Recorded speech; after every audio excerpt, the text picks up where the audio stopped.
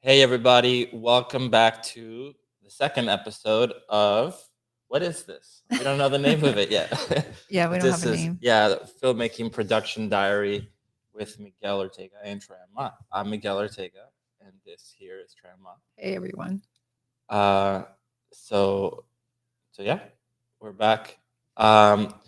So this week was a weird week. We were doing a lot of stuff, but stuff that's not that interesting to show yet. Um, a big thing that we were doing, I'll get into that in a little bit, is we've been setting up a system to do photogrammetry, which we'll get into um, in later episodes. Let's see who's here. So Captain, what is that?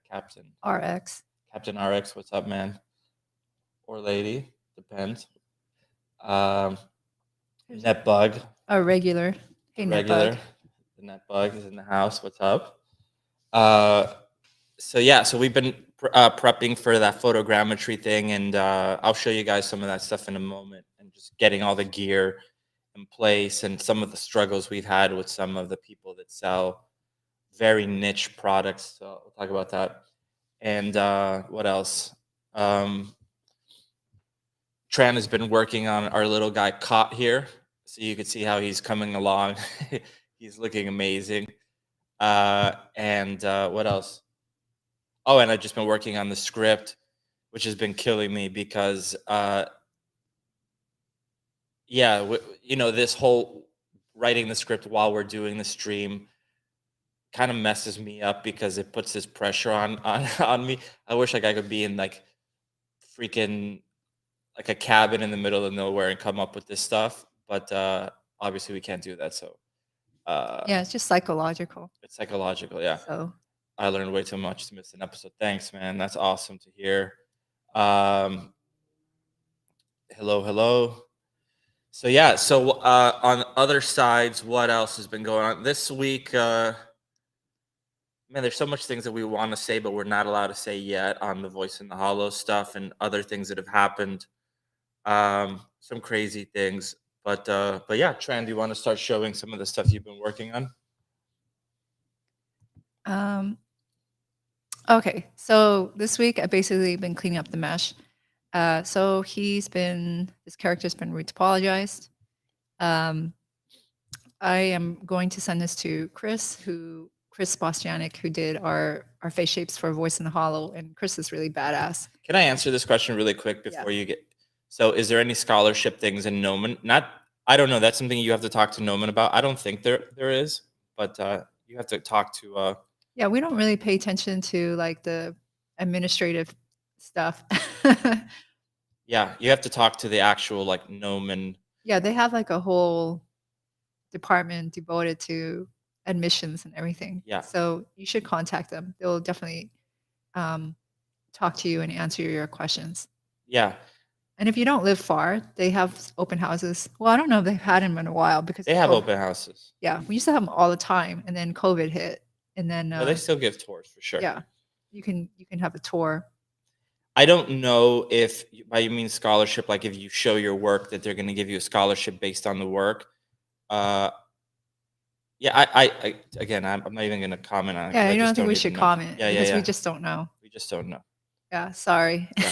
So, but so sorry, Tran. So keep showing. Okay, so I will send this to Chris, and he'll probably change topology on the face because he will do the face shapes, and whatever is happening in the face is going to influence the expressions later on. So, and that's normal. So so ugly without his whole little thing. Yeah. So a couple of things that well, actually, you still need to clean up. Look at that. I got a 5 right here. It's not completely clean at all yet. Originally, we were like, okay, the nose and the eyes were going to be separate. And I don't mean eyeballs. The idea was that there was going to be like this mask thing in our head that was going to work out somehow. And the reason why I thought it would be good to try to separate it, it might be easier way to get variations, but it ended up looking really bad. So It ended up looking like he was wearing like a robber's mask. Like See if I can find that version. what's the name of the guy from A McDonald's? Hamburglar. He looked like the Hamburglar. So no, that's not that version. It's 9/8. So just so you guys know, so we basically document the whole making of a short film. We did that with The Voice in the Hollow. Oh, that's a big thing. We got nominated for Best Animated Short of the Year by Short of the Week, which is one of the most prestigious like online festivals. So it's up to it's between us and two others. They're really freaking amazing, the other two. So I don't know if we have a chance, but that was awesome. So they have a what is it, like a Critics' Choice thing also. Let me see if I could find it. But if you guys want to vote for that, that would be kick ass. If you think we're worth it, definitely don't want to just make this like a popularity contest. So if you guys think our project is worthy, you can vote for it here. But yeah, so that's a big thing. So anyway, sorry, Tran. Yeah, it's big for us. Yeah. So Whoa. what was that? My chair. Okay, so this is, I don't have it assembled completely, but this was the idea. And it did look really, I mean, even right here without the nose, it looks very weird. So it just looks strange, like goggles. So I just redid it and put it back into the head. So it's like, you know, things like that take time. I think that it's a really weird thing because it's not, it's a very simple character, and it feels like it should be done faster, but I don't know, like it's just different for me. So I don't really have like a point of reference. So it takes me longer to figure out what it should be, and at the same time, I'm trying to figure out how it functions, and make sure that it functions so that there's no issues. So yeah, this is what it looks like right now. So I think we kind of settled on this. I think the other thing that we haven't settled is what kind of textures he would have in his face. I just want to go with like some kind of wool fuzz that it's consistent all over the head. But other things we talked about is like directional cloth pattern, but I really don't feel good about that, like at all. And then that's again another thing. But at least we're moving forward. I'll probably start doing texturing tests to see how it looks, and I will be doing like some action test on it to make sure I can transfer the hair back and forth. So just kind of pipeline stuff. There were other things I was thinking of, and you can, you know, this is where references are really helpful and help you move along things. Like when I looked at his eye, this is not really textured; it's just polygon filled, right? Just black color right here. I did think like, well, will his eyes be really graphic and just, you know, not very realistic looking, or should they be more real? And, you know, I just started Googling like Muppet eyes, looking more real. And here's one I got where the eyes have higher fidelity and it looks really scary. So I was like, oh, okay, I don't need to explore that route. I don't think this is going to work. It's going to look very scary, like kind of freaky. It's hideous, yeah. Well, it's scary looking, and that's not what I want to do. So that's where references are really handy and can help make things faster, but they're not really Muppet looking. So there's only so much that I can pull, right? And then these are just the regular graphic eyes, which actually they're really flat but they work quite well. And then just other people. Oh my God, go back to that Gonzo. I love Gonzo. I actually have a Gonzo right down there. Right. So. Oh man. Yeah, those are like this is how you make it look like a nightmare in a way that we don't intend. So that put that out of the question.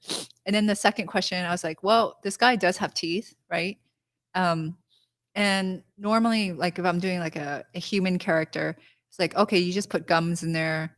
And if they hit certain expressions, you'll see some of the gums, just like what happens with real people. But then I started going, well, what if Muppets had teeth? And I'm like, whoa, they look really terrifying too. so so the teeth thing has to be handled very carefully. You really just don't want to see something like that. Like, I don't know. Kermit looks very scary with teeth, right? He's like no longer like Yeah, it's horrible. yeah, like this is Kermit. And so and that's cute. And then here's another Muppet that actually really has teeth. He's literally Teeth. That's his name. His name is Teeth because he's the only Muppet that has teeth. But it's also interesting to see like some of the textural. He's like this sponge, this really spongy texture. So one of my dreams in life is to own that entire band, like life-size replicas of them. I freaking love them so much. yeah, well, I don't want to own any of that stuff, but if someone gave it to me, I'd take it. I'll give it to you. The other thing is like I'm picturing something like this for the texture of the head, like this kind of just this fuzz, because I think it'll hold and it will give flexibility. But we'll see. Like I do want to explore and not always go the easiest way, but I generally want to lean towards the easiest way. The other thing is like some other references for the surface looking like that. Like I like that type of surface. I think just making that work will be enough. You know, and I feel very huge hesitation with this. I don't really want directional fabric. But you know, I should explore it because it might be something, it might bring something really different. So that's where I'm at with that. Just still trying to figure out how things look. The other thing I was looking at is their mouth. But I'm not going to mimic their mouth because they don't really have a socket. Basically, you know, if you look at this guy, he basically looks like maybe he was like made as a solid egg and then they just cut him. So he's kind of like Pac-Man, you know, and it's flat here, it's flat here. There's not really any kind of a socket. I think I want to keep the socket because our character is just not this simple. Right? Sergey is asking, any concerns of anti-aliasing issues with these tiny edge textures? Oh, big time. So the resolution of these characters is going to be very high. So there is concern about that. Like I do worry about the fabric not really holding holding up. And normally whenever I do any kind of cloth textures, there's always a lot more resolution on it. These guys will have quite a bit. Like right now, I did do a rough layout in the UVs. It's going to have a lot of UDIMs. As you can see, it's 10, 11, 12, 13, 14, 15, 16 UDIMs on this character. That'd be 16 4K maps. Yeah. That's a lot of maps. It is, but it's worth it. I will regret not having it. The problem I will have is texturing this in Substance. It, you know, you hit 4 UDIMs and it goes to hell. It goes to hell. So the way I would do it, I would just chop up the model according to UDIMs, and then bring it in multiple pieces. So it can handle multiple objects with multiple UDIMs, but one object with a ton of UDIMs, it would just go to crap really fast. So how would you do it? You'd bring it in into sections? Yeah, so this is what I would do. First I'd go, well, what can it handle? Let me just save this. And then let me save it as broken or demo. I just think it's so funny how hideous and simple it looks once the clothing is gone. Yeah, it just so funny. Well, that's what I have a hard time figuring out, like what is up with this character. So I would go by UDIMs. So if I go with the shell, I might say, okay, this part here would be fine. And then the mouth, I did stick the mouth over here. But I'll figure this out. Maybe I'll come here and then just break this head up with this other part. Just like that. And I'll just come here and extract that. Okay, so that becomes like one piece, literally. the body, You're never gonna see the back of the head. no, it's because he's got that thing Yeah. on. But is that taking up a lot of UDIM space? The back of the head? It's taking up not too much, just one UDIM. Okay. So it's much lower in textile density. Cool. So maybe this one here, which doesn't matter too much to me. Because this is all covered. Yes. But I still, want to make sure I have UVs. Yeah, of course. And then this main part, I would do the arms together. So I just have my selection set to UV shell. It makes it much easier to just do this and it will pick up whatever. And the arms, I know that I want to do the arms by themselves like this. The arm itself has a little bit more. The reason why it has more is because of possible variations where I might want to see the arms. So he's part of like a group of mages, and there would be other mages, and they're built similar to him. So it's just kind of like trying to think ahead. What if they didn't have sleeves? With Caught, he's going to have long sleeves, and he's going to have like socks like this. And the idea maybe to give him some stripes. I don't know. Like a Bride of Frankenstein kind of feel. Yeah. And then he'll have some kind of covering that I'm going to simulate in Marvelous. Right. And then You'll simulate it in Marvelous, but you're not going to sim it on a shot by shot basis. It would be, yeah. So it will be skin tight. So he's going to have sleeves that are going to be skin tight. And then all this down here will be tight. And then it's going to be skin and rigging. So it won't actually be simmed. Right. So that's one step in his clothing. And then there is the clothing that needs to be simmed. So even though he's kind of simple, he's actually kind of, there's more complexity than, at least to me, there's more complexity. That's why it's taking a little bit longer.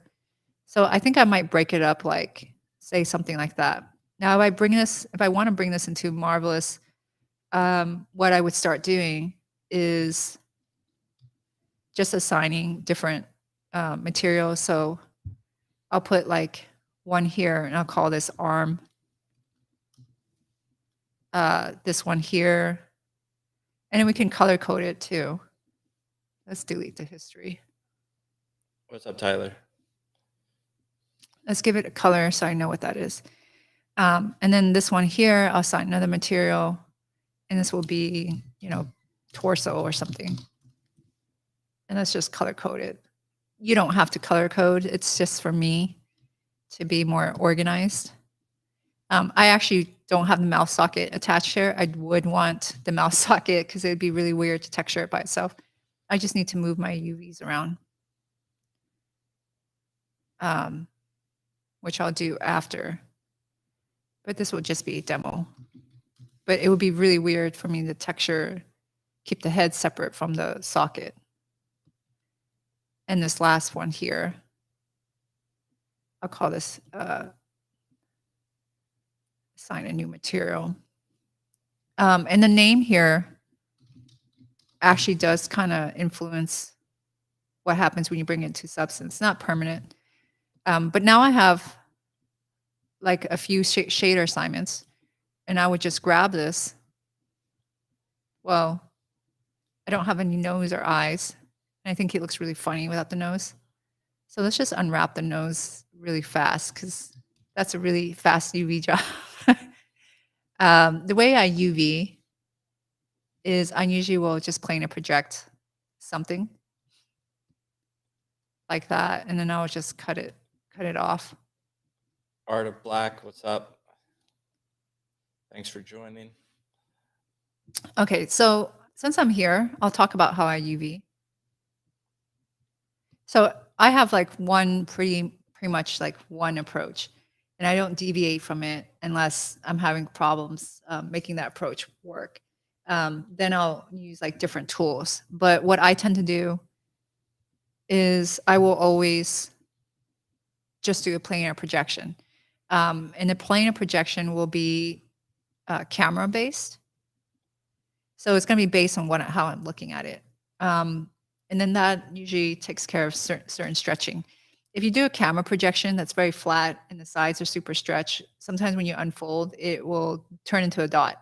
So for example, like if I just went and I did a top-down projection like this, and where the checkers stretch a lot, sometimes when you unfold it, it won't actually unfold.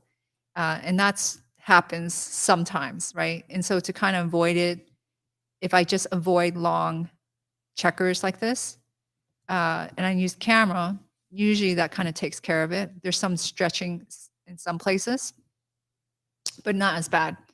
The reason why I go with planar projections is because it exposes every UV point and there's no seams. So I don't like to work with seams already there because you have to sew them first. And that is just an additional step. And the other thing is sometimes you can just be missing a point, right? So literally I could grab points like this and hit delete. And I don't realize it until I take it into texturing. And I'm like, oh, there's nothing there. And if there's nothing there like this, you can't texture it, right? There's nothing. So by planar projection, you're creating all your points to and then you're making sure you're not missing any points. Once I have something like that, I'll usually just cut it. A tool that I've been using a lot more is 3D cut and sew UV tool. It's pretty cool. Let me turn off the checker. Let's go into that tool. If you go to the options, I just exit the tool over here. There are a bunch of shortcuts, right? So I'm going to tell you what shortcuts I use, but if you don't get all the shortcuts, they're over in the menu, which is nice, right? Now, the way I use it is if I double click, it will cut a seam like that. It's also a little bright. Let's turn this off. If I hold Control and double click, it will sew it back. Now, if I just drag, it will cut. Now, sometimes what it will do is something like this, which is it's cutting these edges, which is pretty annoying. So to avoid that, you can hold Shift, and it's going to create a red line. It's going to follow an edge loop, and wherever you stop is where it's going to cut. And if you want to sew and you want to sew it back, you're going to hold Control and Shift, right? So basically, Control will sew things back, and that's how I use that. There's also other few convenient things. So if I cut here, I have a UV island here now, and it respects the borders. So if I double click here, you can see it doesn't cut past that. So now I'm not worried, because before this tool, I used to do this, right? Or have to select my edges carefully to make sure I don't cut around the whole thing. So I like it. It's not really perfect for hard surface stuff, but it's perfect to me at least, for characters. It's very convenient. So I'm going to cut off this side. UVing is maybe the most unsexy part of CG because it's so, what's the word? It's just so tedious. And a lot of times the hardest part is just wrapping your head around what the hell UVs even are.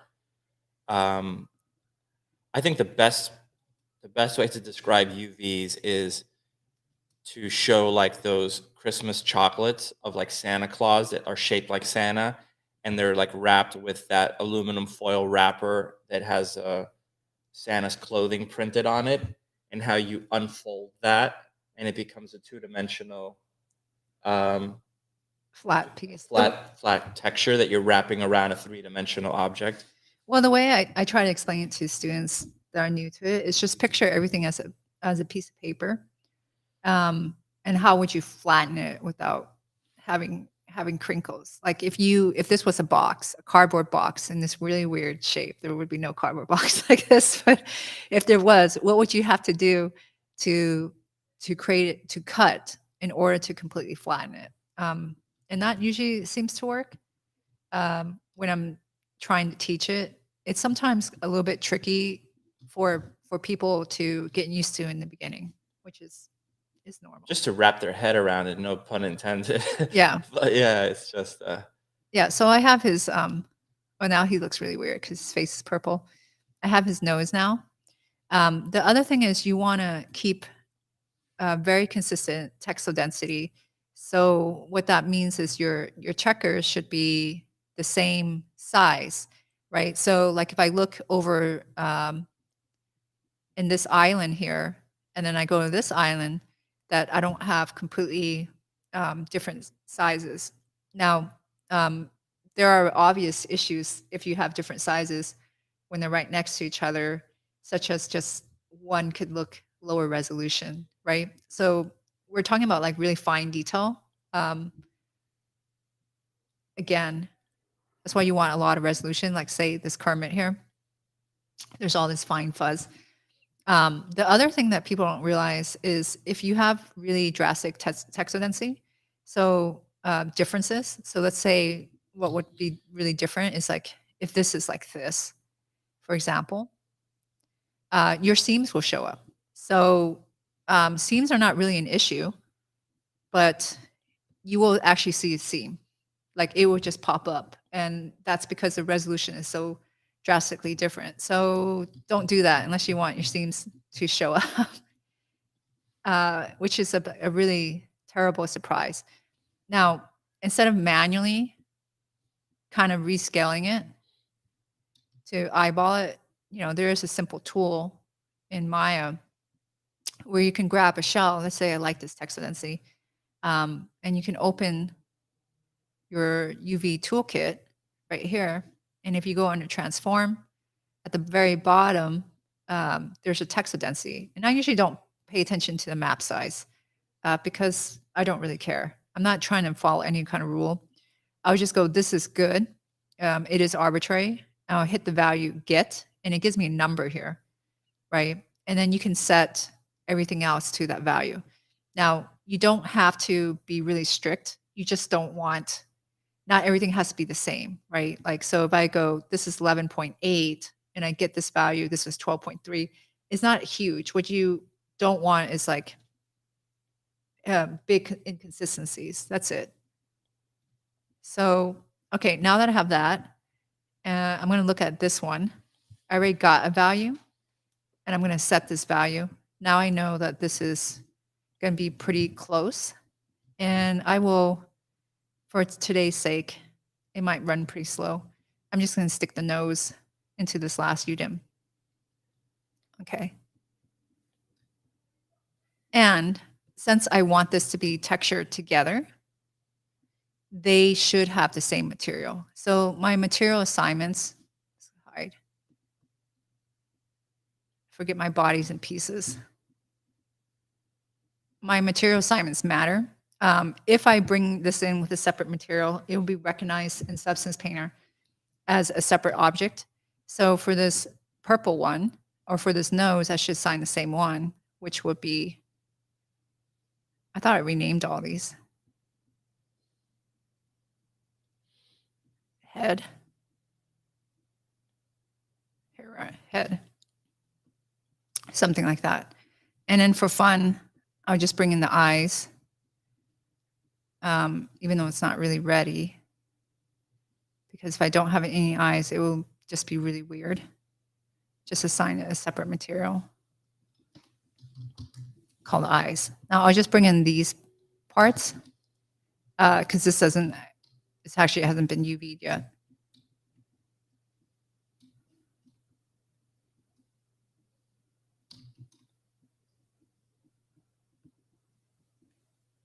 Just cleaning up real quick.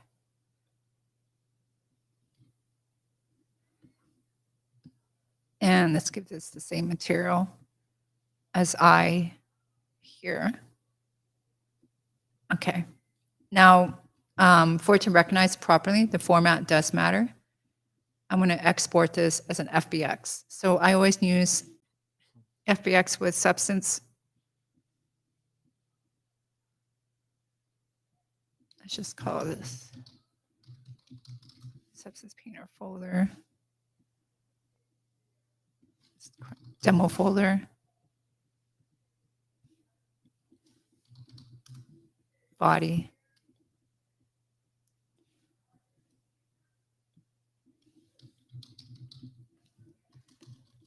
I still have the old Substance Painter. Now it's called Adobe Substance Painter.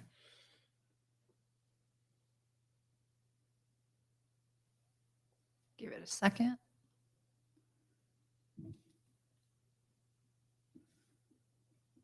I would bring this in with the clothing. Now, with this guy, he's a closed piece of geometry. He doesn't have open. I mean, he does for the sake of texturing. That's kind of your question there. Well, the new one actually has newer stuff. So I know some people don't want to update because they don't like the fact that Adobe bought it. But it actually has newer features and new procedural textures that are pretty nice. So, but not like anything really drastic. The other thing is if you're using ACES, there's now proper ACES support. But I won't go into ACES because I don't really know. I haven't tested what really matches Unreal. But here, like in a newer version, you can see there's a color management and you can change it to open color IO. And then you could set your version of ACES. I don't know what matches with Unreal. People say there's a certain match, but it never feels like anything matches to be honest. I'll just keep this at legacy for this. Now I'm going to start with PBR metallic roughness alpha blend. So alpha blend, actually not alpha blend. I'm going to do alpha test. Alpha blend and alpha test are different in how they handle opacities. So alpha blend will handle like a gradient of values. So if you have a range, for example, like from black to white, 0 to 1, and then you have like 0.5 in between, you're going to have this gradient, and alpha blend can handle that. In Unreal, what I notice is their opacity doesn't support really soft values. It seems to be either 0 or 1. And if you want to make sure your textures are going to connect properly, you want to use alpha test because alpha test will be reading values 0 to 1. I did not realize that initially because I didn't know Unreal very well. And let's load model here. And let's just set the resolution. Now, Unreal format is DirectX for normal map, right? You have choice between OpenGL and DirectX. If you screw it up, it's not the end of the world. All it is, you just have to flip the green channel. And I'm going to check UV, use UV tile workflow. If you don't have that on, there is no UDIM support, right? And I'll just say, okay. Tsunami Home says they've been watching for a few minutes and this is already very helpful. This failed to load. Why did it fail? Unreal doesn't support 75% opacity. Question. It doesn't support soft values in opacity. So in your opacity map, it's usually black and white, and usually values in between 0 and 1, it doesn't really support it. Well, you can still import it. So you can import it, stick it in as an opacity texture, it will work. It just won't really look the same as how when you texture it, you think it's going to look a certain way, and then you bring it in and it's just reading it in 0, 1. So now it looks all crispy and sharp, whereas not what you're intending to do or what I intended to do. I think this is not importing well because I have my eyes over here. And I didn't really UV this at all very well. Let's just stick it over here. Let's try exporting it. So I just had a fail error. Basically, if you have a loading error, it will show up down here. And that's usually something because you messed up the UVs 99% of the time. Okay. Let's discard. Okay, now it imported correctly. So it had to do with my eyes. what happened with my eye UVs is that this whole shell was originally taking up the whole space like this. Now, another rule, if you're getting into UDIMs for Unreal, because Unreal supports UDIMs now, when you work in Substance Painter, there are certain things that you have to do with your UV layout. When you are using support the UDIM option, which is UV tile workflow, your UVs cannot touch the border. Otherwise, the object will fail to load because it doesn't know where it actually sits. So the moment you have like for example, a point like these points and they are touching the border, which is what they were at default, it doesn't know whether this UV tile right here is supposed to be in this tile or over in this tile, and it will fail to load. So some of you guys might encounter this and go, why is it not loading? If you bring something in and you don't have UV tile workflow on, it doesn't care. It will not care if it's touching the border. If you have UV tile workflow on, which is UDIM support, you cannot have any shell touch the border. So that's just basically the rule there. And that's what happened to me. And I just moved it in there in that little space.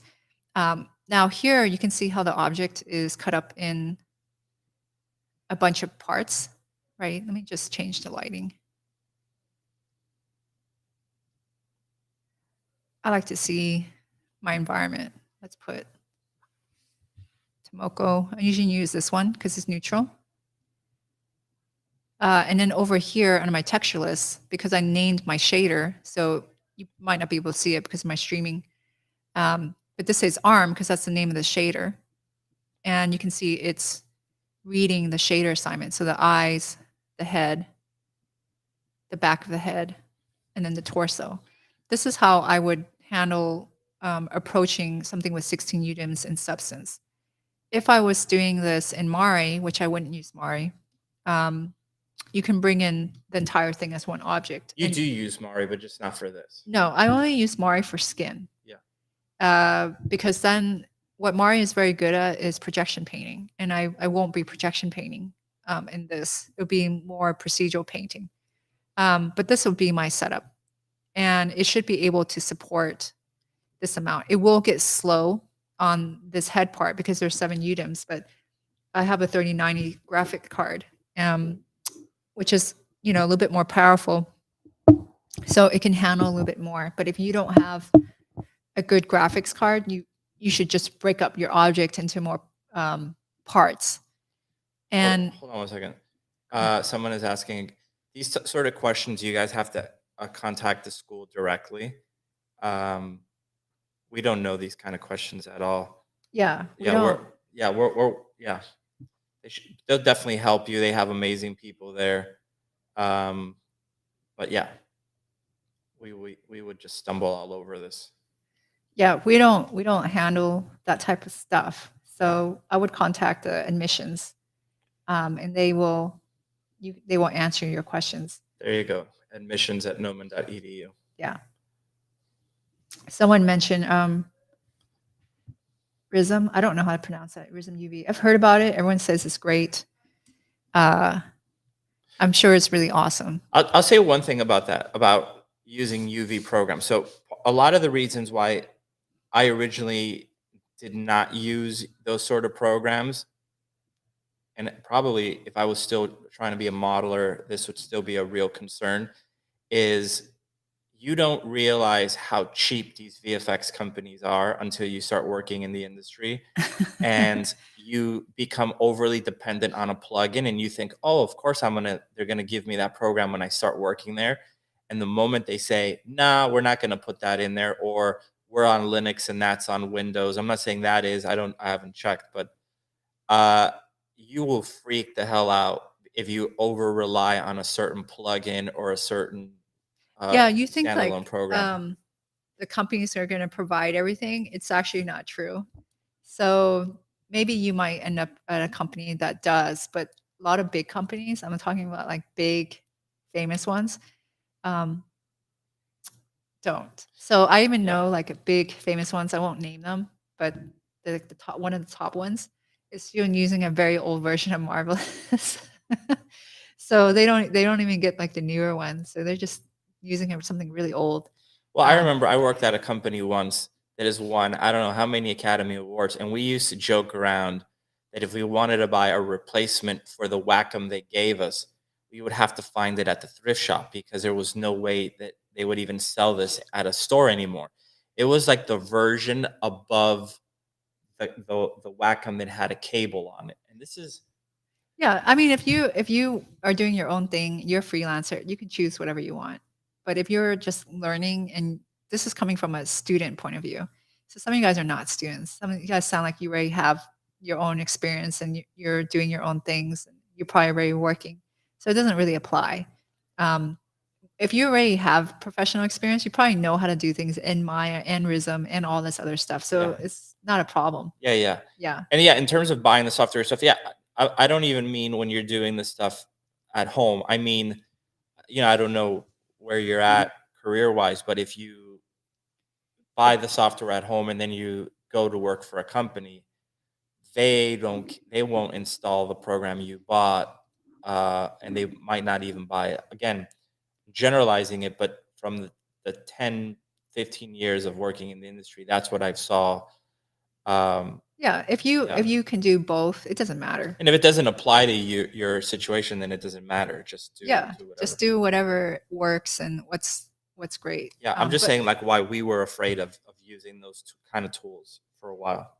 Yeah. Well, for me, to be honest, I just have too much to learn, and I'm just going to stick. I'm just trying to figure out new things all the time, and it's just not my priority. Even though I hear about it being really, really great. The only time I'm probably going to move on to something like that is if the Maya UV tools break. Then I'm like, oh, I need to learn a new tool now. Like for example, for us, learning a tool like that is a huge deal because we're not working in a pipeline. We could just say yes or no.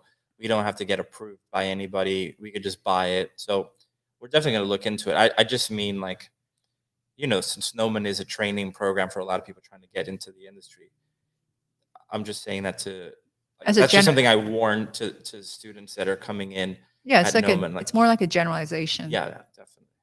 So let's come over here. I actually want to, I think maybe I should talk about texturing. I don't really want to texture this guy because I still don't know what he's supposed to be. So let's just go into here. I don't have UVs. Now in Marvel, I usually get my UVs out of Marvelous when it comes to my cloth because it's just there. It already works. Now, whenever I switch to the UV editor, right? So by default, this is set to 2D pattern. You can change this to UV editor and you can lay things out. And usually it will just look like a huge mess. Let's see. I also think plugins kill its creativity. I'm working mostly in Blender and there's lots of things I can do with plugins, but I don't even want to because when I repeat process, I feel like I'm learning something new by adding or adjusting or something. Adjusting things, yeah. Basically, yeah, Blender's freaking kick-ass. We don't use it, but we're hoping it takes over the world. Yeah, Blender is one of those things like, okay, I should probably get into it. Why haven't I not? It's because I'm busy learning Unreal. Yeah. That's why. Yeah. Right. There's just too much to learn. Okay, so back to this. If you jump over to the UV editor, most likely everything looks laid out like disastrous, like this. So what you can do is right-click, reset UV to 2D arrangement, and that's going to copy whatever arrangement that you have in your 2D pattern window. So it's going to look like that. And hopefully, if you are using Marvelous, you are kind of organized in this. If not, it will be a little bit harder. I'm not going to do all of these pieces. All right, I'm just going to move this up. Now, their UV window is really weird, I will say, because it feels really clunky.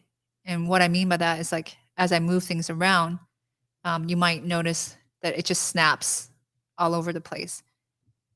Yeah, so I'm not a fan of this. It makes it very difficult. I will just keep this kind of low. And this kind of little UV here are the buttons. So I'll just stick them over here. And I'm just going to roughly lay them out.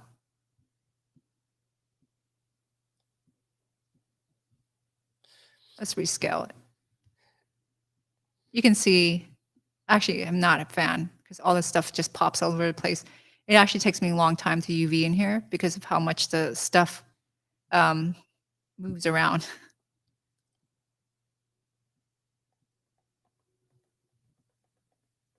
I'll just dump these here. And I'm not being very organized. I will come back when I'm ready for this just to do a much nicer job of this layout.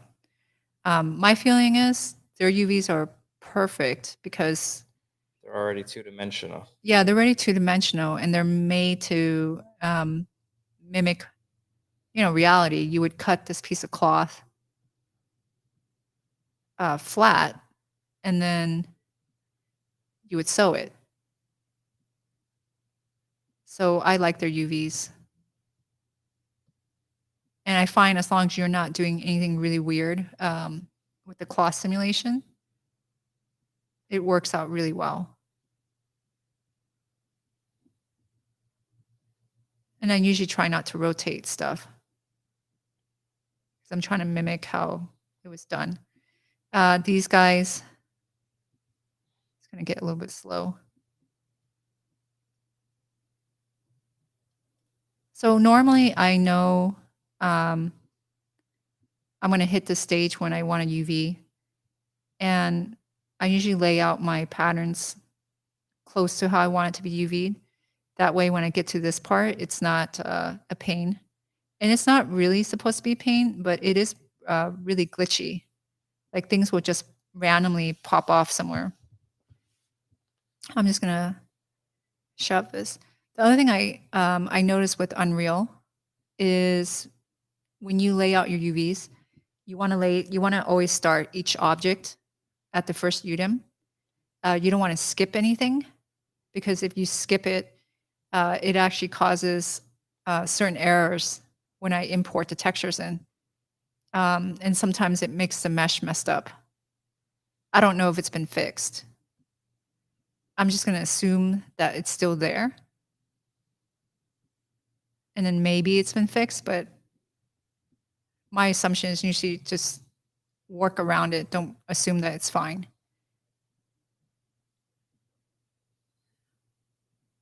I'm trying to play like Tetris live.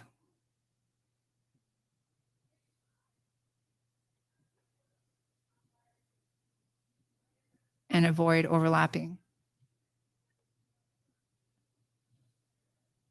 Is this a good way to do this? No. I wouldn't want to move all these pieces around.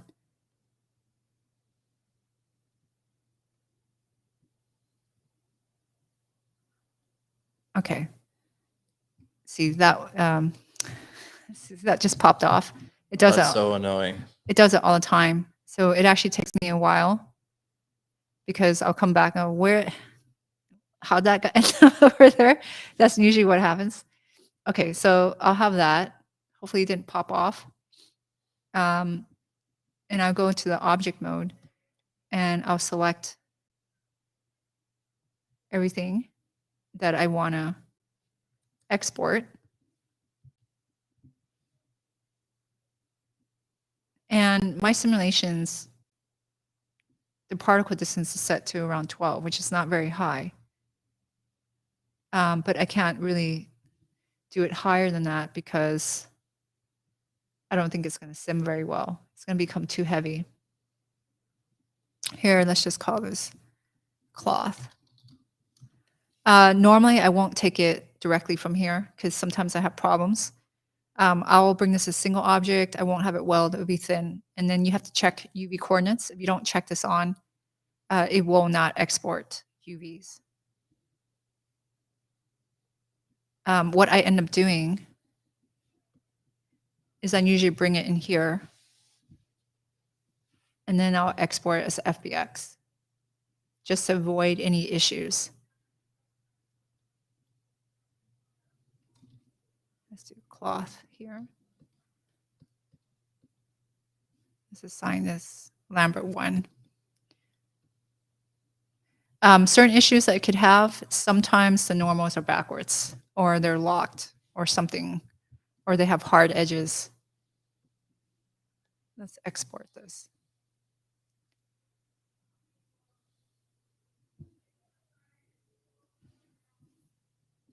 Cloth FBX. Now that's kind of a lot of UDIMs, but I think it'll be okay. Let's do alpha test. Cloth FBX, 4K, DirectX, UV tile workflow, and I'm still sticking with linear space. Okay, recognize it, all came in. Let's turn on environment, because I like to have a background. You don't blur the background? No. Now, if I didn't use the alpha test, you actually wouldn't see the backside. So I'll just show you what that would look like, since it will only take a second. Let's say if I start with a default PBR metallic roughness, and I bring in the cloth, 4K, and I go underneath, you see I can't see the backside. Right? I also don't have an alpha channel. So I don't have an opacity channel that will give me little tears. This thing is still hanging on the screen. What is? The message. What message? It's not on mine. Oh, it's weird. My screen actually froze, sorry. There's a question here. Does Clo work great for games? I have not used that. It is like part of Marvelous. From what I understand, it's just supposed to be more accurate for people who actually want to make clothing, because Marvelous started out for like fashion design, not for VFX industry, and VFX industry picked it up. Okay. So Question from NetBug. Wouldn't it be easier to lay out the UVs in Maya after you're done in Marvelous? No, because I actually want the sim out of Marvelous. So the way I work, I take a lot of shortcuts, right? And the shortcuts work for me, but I don't recommend this for a pipeline at all, but it speeds things up. So the way I work is I UV everything inside Marvelous. And when I run sims, like animated sims, like this guy is running or whatever, is also done in Marvelous, and all my UVs are set. And then once that, if my UVs are set up here, once I simulate it and export it, it's done. I don't have to go through a couple processes. If I UV in Maya and then I sim in here, it's not going to have the UVs. So I will have a simulation without UVs, which is bad. Okay, let's come over here. Let's go with alpha test again. 4K, DirectX, and let's bring in my mesh. Now that I'm doing alpha test, I can see the backside, right? And then just to clarify, there are two templates for if you want to do opacity, right? So it's alpha test and alpha blend. Whenever you choose a template, under your shader settings, you actually have a shader that's actually assigned. In the old previous versions in Substance, you could switch them out. In the newer version, you can still change it, but it doesn't seem to work. So this little window here, this little shader here, that's the alpha blend. It actually has a gradient. This one here is alpha test, and you can see that it's sharp, because that's how the alpha is going to function. It's a little bit technical. Okay, let's come back here. Let's turn my environment on. All right, so now I have something like that. First thing I'm going to do is just bake mesh maps at 4K. So give it a second. So this is generating all the different maps that Marvelous is going to use to figure out how to procedurally wrap this tileable textures around the model. Yeah. Now, I don't know how well I'm going to do in this. I'll probably, once I texture this, I'll give like a better demonstration, I think, because I'm just kind of opening this and doing it on the fly. But a lot of times I don't, when I'm texturing cloth, the only thing I'm looking for in the model is just the form change. And all the fine details and wrinkles can be textured in. But I want like the big forms. So you can see I don't have stitching, I don't have seams and all that stuff, but we can actually texture that. I will say the one thing about this is that it's a little bit weird looking. So it's not standard cloth. It's almost done. So certain tricks that I usually would do, I might not really do.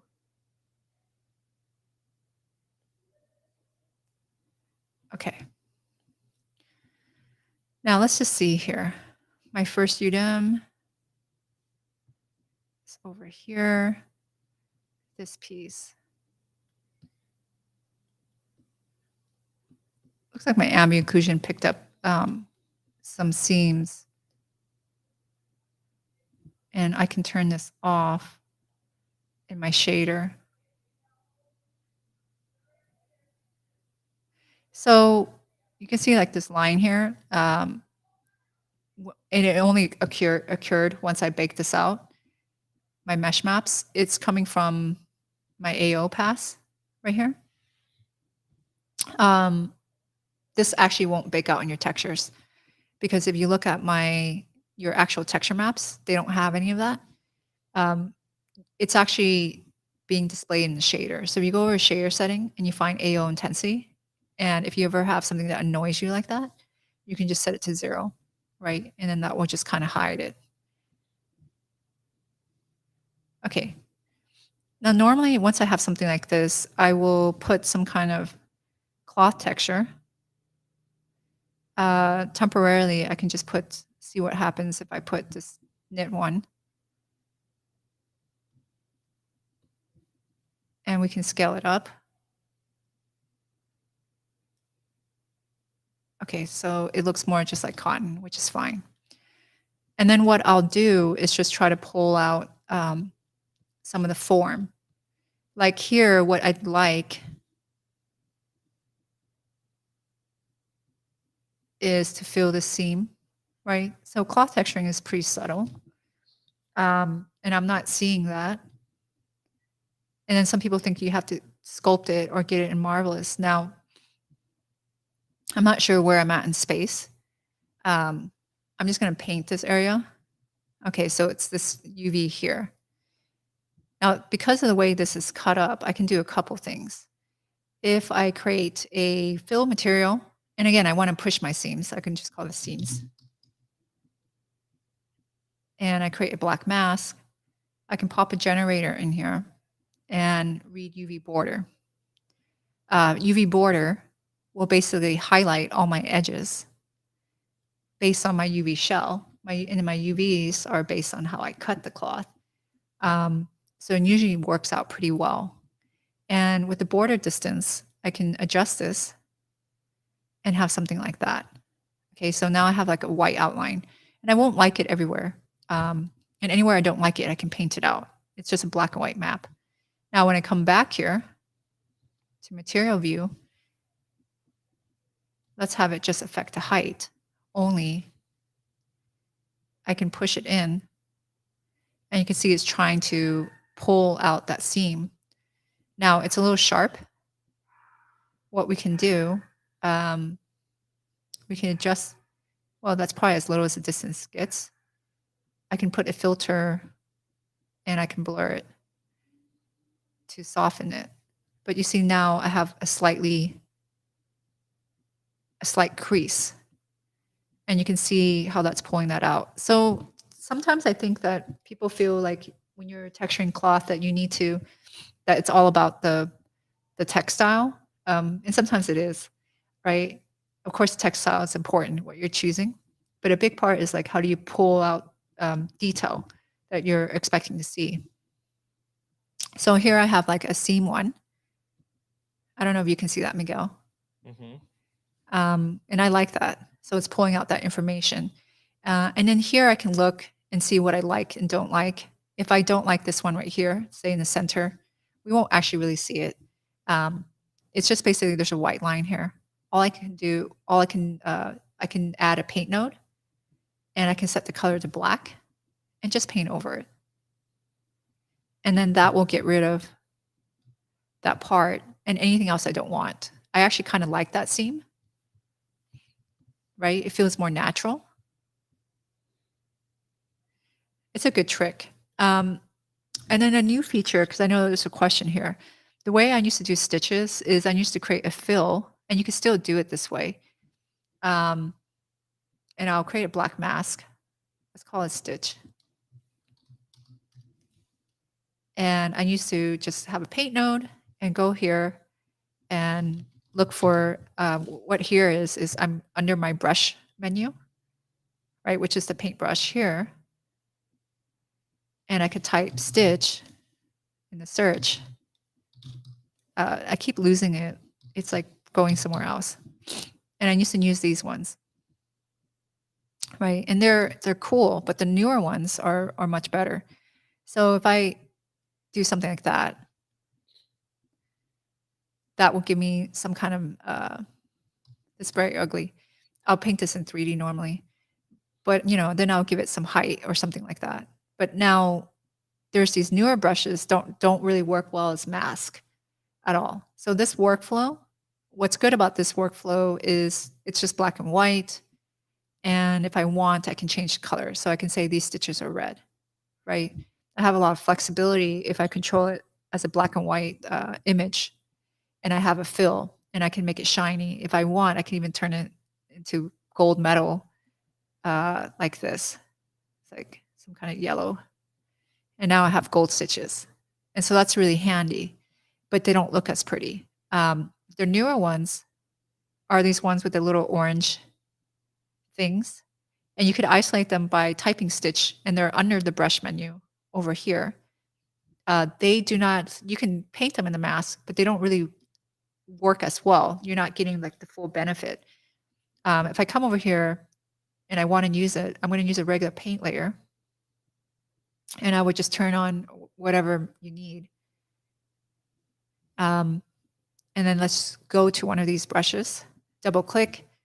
And what's really nice here, again, you need a paintable layer, is you have multiple stitches. So I have one that looks like this up here, and I can switch to different types under stitch selection and thread selection.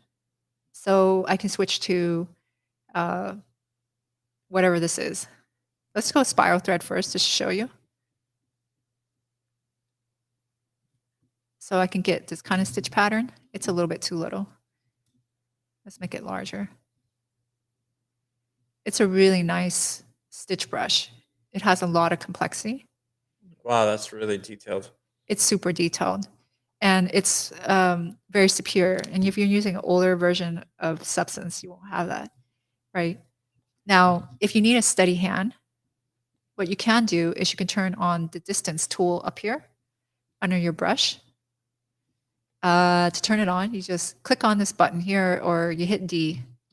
Now, distance is kind of like Lazy Mouse. I wish it was more like Lazy Mouse. It gives you the circle, and it just kind of makes it more even. But I have a hard time gauging what it is exactly. If your distance is too large, it will not take sharp turns very well, but you can see it kind of smooths it out. I do wish it was just like a line. The other technique that I will do is I usually shift select. So if you tap one area, you hold shift, you'll get that. Now it works okay on a curve too. So if I come here, I just do smaller increments of shift, and then I can get a steady curve. And that technique works well. I thought everyone knows this, but I've showed some students this who are doing this really painfully, where they're just trying to trace it with a steady hand. And then once I told them to like shift select, it made things a lot faster. But let's take a look at some of these other ones. So here's another stitch, right? Which is also very nice. And now you can change the color over here. So if I wanted something like red. Now, the one thing it doesn't offer you is the same kind of flexibility. So, you know, someone asked you a question. So it's broken up. Did you can draw stitch along a curve like ZBrush in the new Substance Painter? So is it, can you draw a stitch along a curve like? Not really. You have to just kind of go by hand. So like the way, like I said, I approach it, just hold shift and tap. Right. And then that one usually work out. I would never do stitches in ZBrush because that's actually really painful and slow. And I know some people do it and it looks really awesome. Just because I say I won't do it doesn't mean it's not good, right? I could always be wrong. But from a textural point of view, it doesn't make sense because I can really control it and move it around here. And I don't have that flexibility. But anyway, I really like these stitches. So, you know, I'm willing to give up my mask for this. And you can see that I have a lot of variety. Now, there is something going on here where I can see, I don't know if you can see that, Miguel, the cloth, the knit cloth underneath it. Yeah, I totally see it. That has to do probably with either my height or my normal map or both possibly. Okay, so maybe it's coming in the height. Normally your height in here is set to a mode where it allows things to become transparent. So it's linear dodge and height. Maybe if I set this to normal, it might override. And also normal, set it to normal. I'm actually not sure why I can see through it. Okay, so when I make the new ones, it fixes it. Once I turn on height and I set them both normal to normal mode, by default, normal maps are set to normal map detail. And then my height is set to normal. And then that seems to actually kind of correct it, which is fine. Yeah, let's turn the height back on. Okay, so I'll do something like this and I'll carefully stitch around because I think the stitches add a lot. Yeah, they're awesome. They are pretty cool. I'm just going to put whatever random stitch. They're too little.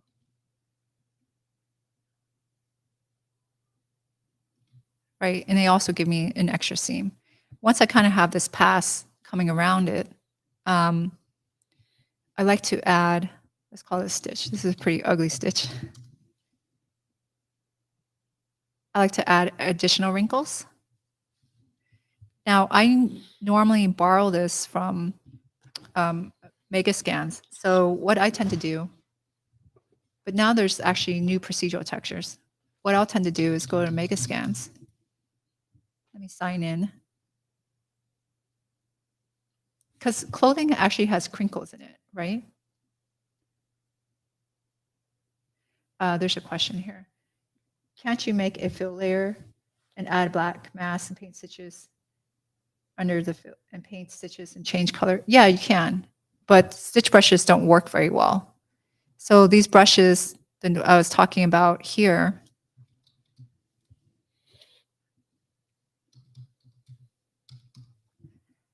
these new ones don't work so well in the mask.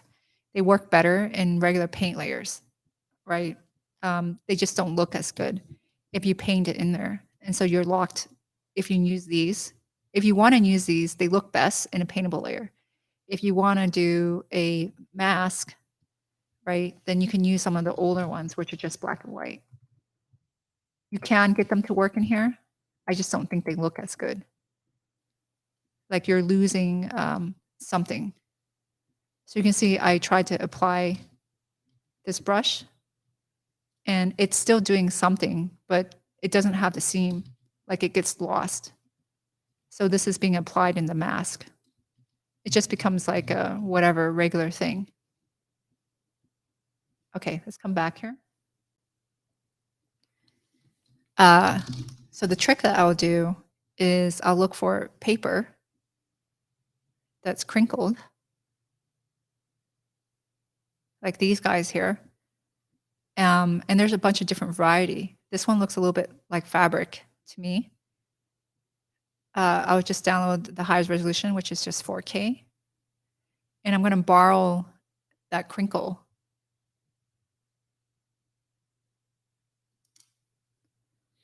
Even though it's paper, that's interesting. Well, if you leave your clothes in the dryer, or like you just take it out of the dryer and you leave it in your basket, your clothes is gonna probably look like that, right? Yeah, 100%. Super crinkled. I just downloaded it. I'm just extracting it. Okay, so I have it unzipped. And if you want to import any textures, I know some of you guys are like more advanced and some are not. But I'm going to just say everything. I have a normal map here that has the information. Sometimes, you want to check both. There's also a height one. I'm just going to use the normal. And I don't think either one is right or wrong. So if you want to use it, you just drag and drop it in here. And in here is your asset window. It doesn't matter what you have selected, but what you want to make sure is that you're just dropping it in this box, right? Once you do that, you'll have this menu pop up and you can define it as what it is, which is a texture. If you don't define it, you can't bring it in or import to project. And now it's sitting over here. Now, if I want to use this, let's just create a new fill and I'll isolate it to only support normal. Drop my normal map in here. And you can see now I have like a crinkle pass, right? Now I can adjust the scale of this. Maybe it's a little too small and it's a little strong. It's under normal map. So I can change the intensity of it to be a little bit more subtle. Now, the other thing I can do is just kind of get rid of it in certain areas, right? Now, this is kind of a strange technique. Let's see if I can do it here. I'm going to create a paint layer. And under the paint layer is attached here. I'm going to set this paint to pass through. And let's see if it works. Pass through, normal on. Okay. So this is my trick to kind of get rid of crinkles. There's a couple ways to approach this.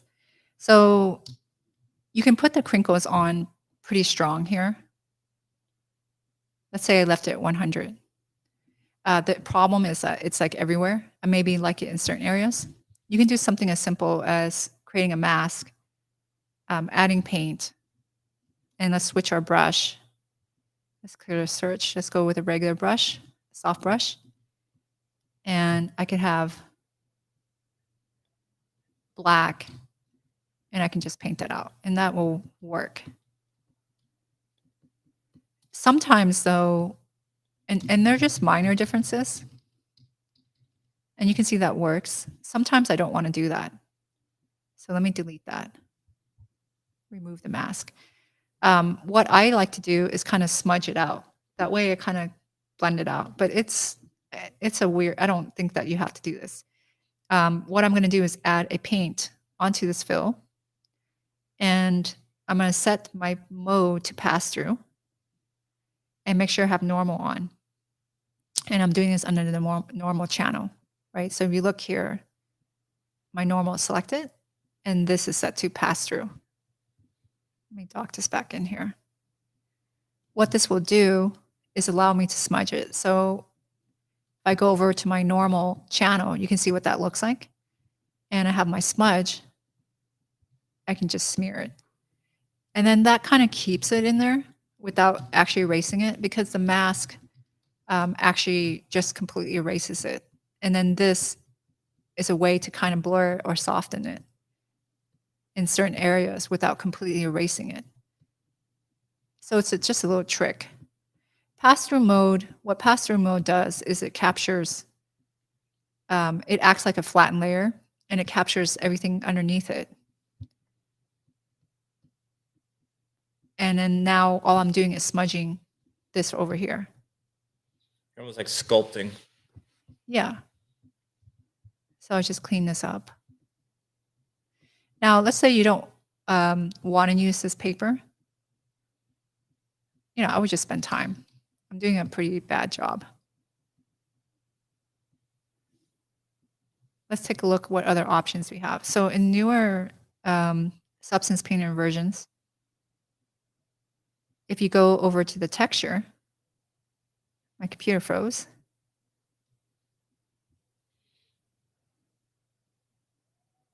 Let's close some stuff. Okay, it's back. If you go over to your texture tab, which is this funny icon, you can type in wrinkle or cloth,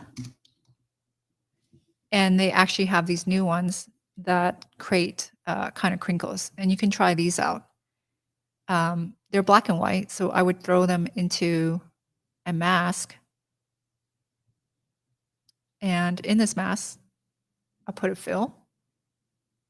To read it, I'm going to drop it in here. And now we can see that. Let's come back out here. I only want this to affect my height. You can see I'm having performance problems. There we are. Now I don't see it until I give my height a value. And I still don't see it because it's kind of really large. So let's tile it to be much smaller. And I should see it. There we are. It's coming in. Something like that. And I can still tile it. Right, just to try it out. Now here, if I have a seam problem, as you can see, because they're separate, what I can do is change my projection mode, because right now it's just in my UV window, which is flat. And so it doesn't respect seams, because this is my UV. I can just change this to triplanar, and then it projects it in 3D over here. And now I have this controller. Now you might activate this mode and find that you can't find a controller. If that happens, you can just press this button, because that happens sometimes, right? And now it will reveal the manipulator. Button is covered up by a... Oh no, I guess it's right above the live. Yeah. So if that happens to you, it is something that actually happens. They don't see live. We see live. Oh, we see live. Yeah. If that happens, it's really frustrating because you're like, oh, I can't see it. You just have to turn the manipulator back on. So then I can just adjust it in 3D here and maybe make it a little bit larger. I find that, parts of it work, right? You can try different ones. Like I can try this one. I kind of like some parts of this. And then the parts I don't like, here's why I do the smudge. So let's say I don't like this up here. And how do I paint that out? It's not exactly black or white, right? So I paint black. It just feels weird. Sometimes it feels like it leaves a dent. Yeah. It's actually kind of not so bad, but sometimes it does look very bad. And then that's why I'll smudge it, right? Now the problem is, because this is a texture that's procedural, you can't paint smudge directly on it. They're asking you whether Isn't Marvelous designed to generate those wrinkles? Not at that detail. Your particle distance would have to be really high, and you still might not get it. Yeah, it would just kill your machine. Yeah, I think the way to look at it is like you have folds and you have wrinkles in your clothing, and then the wrinkles in your clothing are always there. They're kind of like a texture until you iron it. You guys know what I'm talking about? Like you didn't iron your shirt and you're stuck with that crinkle all day long. It's like literally like a stamp. And to me, that's like a texture thing. It doesn't really respond to like the movement of the cloth in the same way as folds do. You're just stuck with that crinkle all day until you go and wash it again or you iron your clothes. So you won't actually get this level, no matter how high I bring the simulation.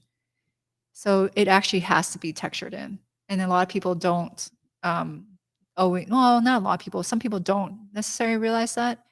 And so if you texture your clothes, all of a sudden you find it doesn't feel good. It's probably because you're missing these couple passes.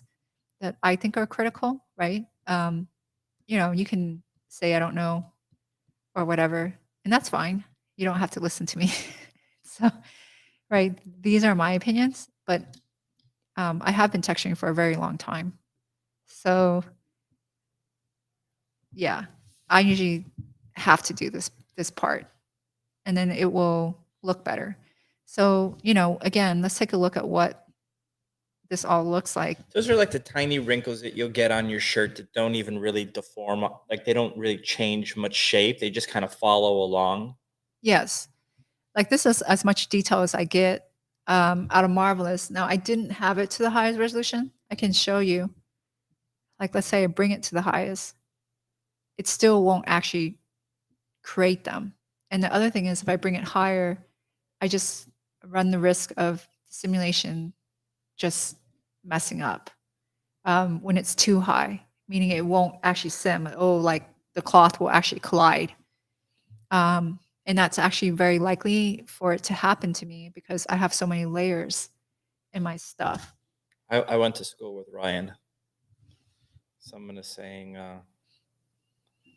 like Ryan Kingsling said.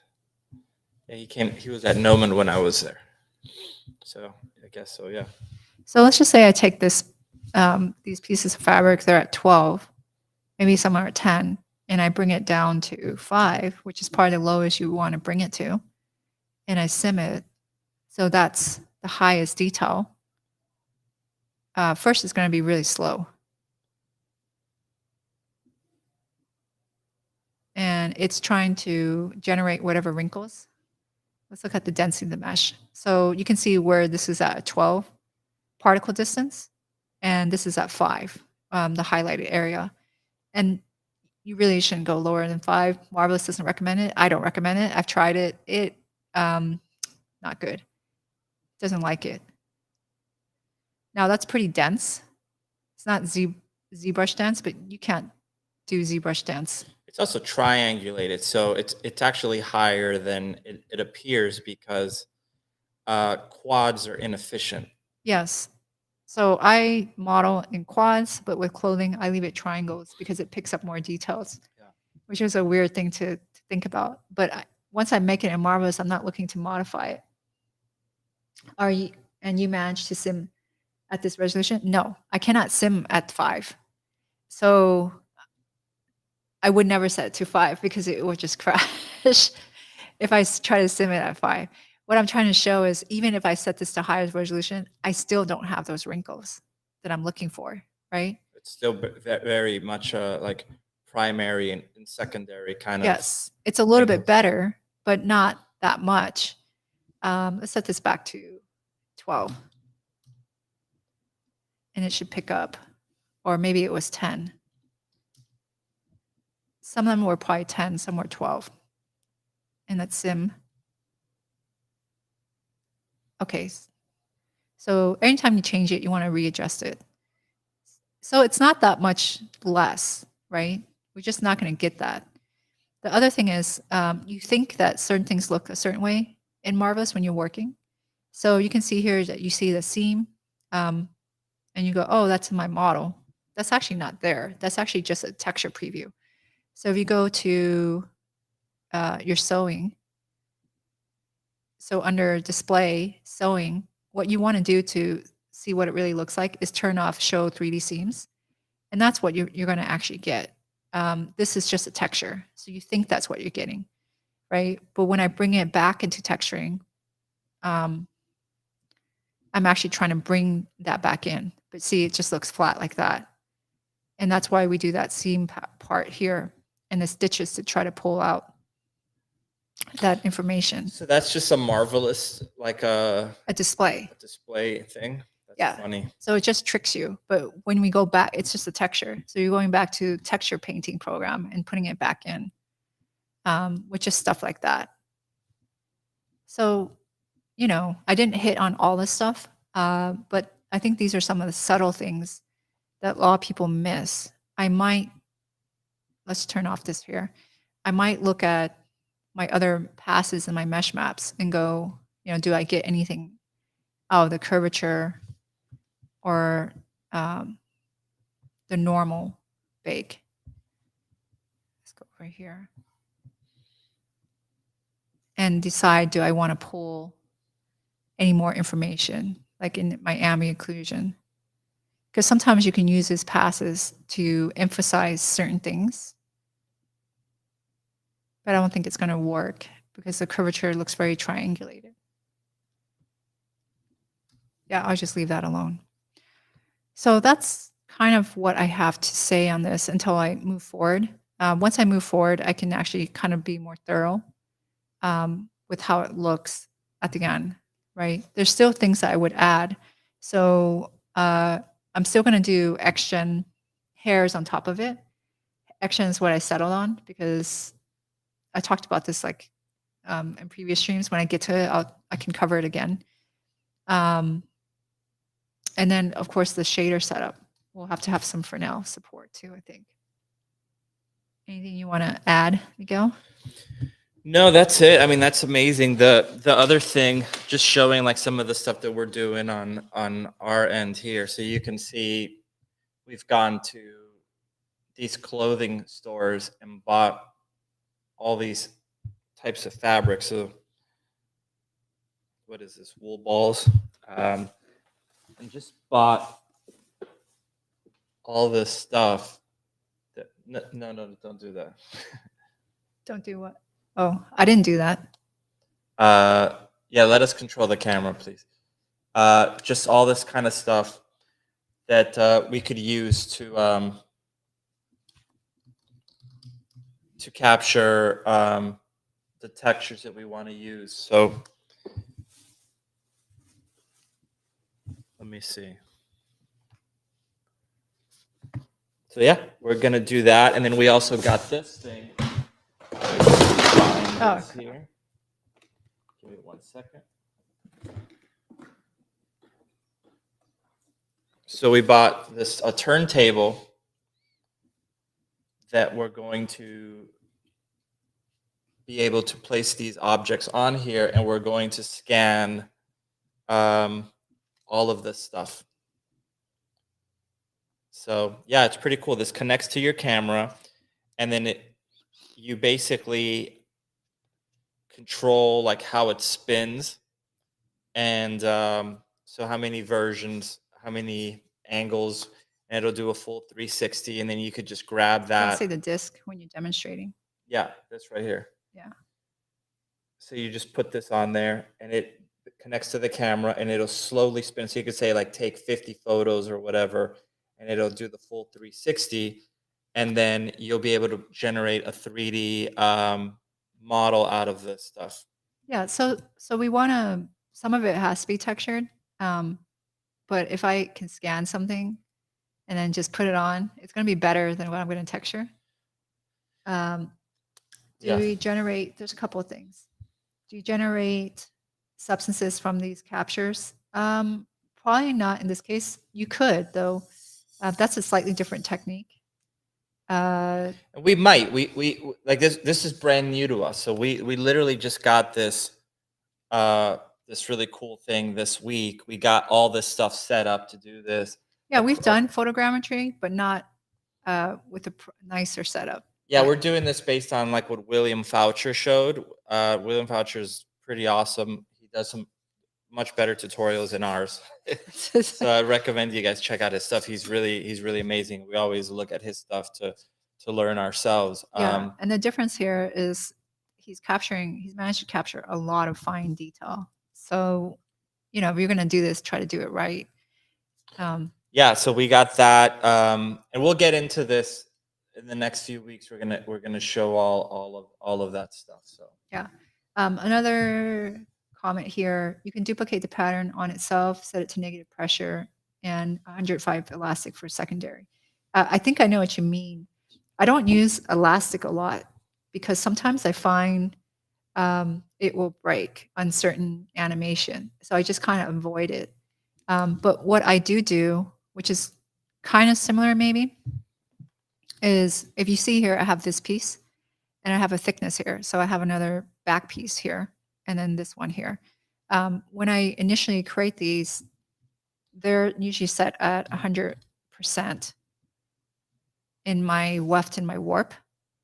And notice how it looks. It actually looks quite flat, and it doesn't have these crinkles. So this one is probably the same thing. This is at 210. So let's say I set it back to 100. It's just going to relax, right? And these have volume because there's pressure. And you only want to apply pressure if it's double-sided. So without the pressure, let's say I set this at 0. So when I first created it, it actually looks flat like this. And you can see that it's actually quite flat, right? So the couple of things I do is I will apply the pressure to give it some puffiness, and I only put a value of 5 in this one. And the outside one is what we're going to see a lot. And you can still see, even with pressure, it doesn't have crinkles. So I'll go to my weft and my warp. And right now they both say values of 100, which means they're 100% in size, right? Weft is basically horizontal. And then warp is vertical.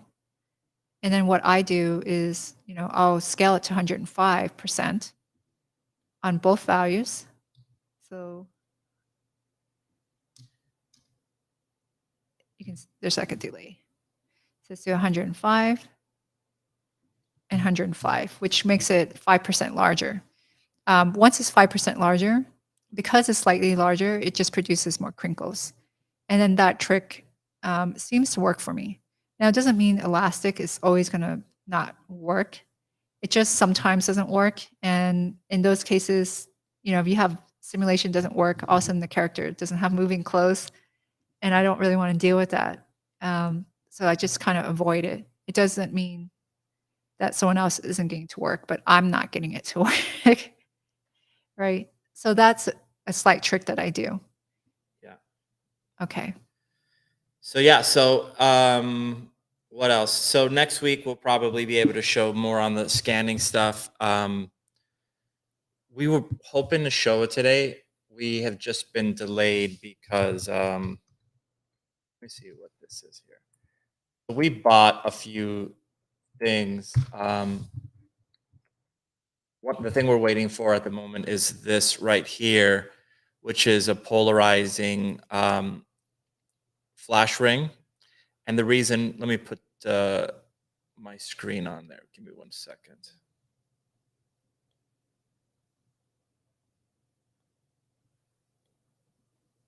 So this right here. You got to share the screen. There we go. So we're waiting on this guy to come in. And the reason why you want a polarizer on your flash is because it completely removes any specularity on it. So you put, there's this process called cross polarization, and you put a polarizing filter on the lens of the camera and on the light sources. And it basically strips out all the light, the specular highlights of whatever you photograph. So it almost looks like you're capturing a diffuse pass of real life, right? It looks kind of weird. It looks very flat. So we're waiting on this. These guys have been extremely difficult. So we're hoping that we actually get this, because we just do not get any replies from them. We don't know if it's coming, if it's not coming. They just don't reply to any of our emails at all. So yeah, and you paid for it. You kind of want to. We paid, yeah. And we're just know. like, hey, you guys are busy. We get it.